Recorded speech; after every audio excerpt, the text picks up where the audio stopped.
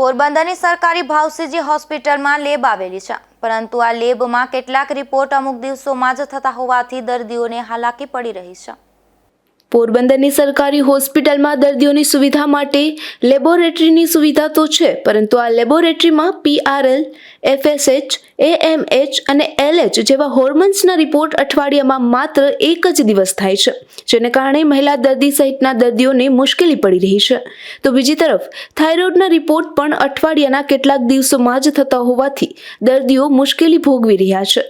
આ પ્રકારના રિપોર્ટ માટે ખાનગી લેબોરેટરીમાં મસમોટા ખર્ચ થતો હોવાથી સામાન્ય અને જરૂરિયાતમંદ પરિવારોને પરવડી શકે નહીં, અને એટલે જ આવા પરિવારો માટે સરકારે સરકારી હોસ્પિટલની વ્યવસ્થા રાખી હોય છે, પરંતુ આ હોસ્પિટલની લેબમાં પણ આ પ્રકારે માત્ર અમુક દિવસો જ રિપોર્ટ થતા હોવાથી જરૂરિયાતમંદ દર્દીઓ મુશ્કેલીમાં મુકાયા છે।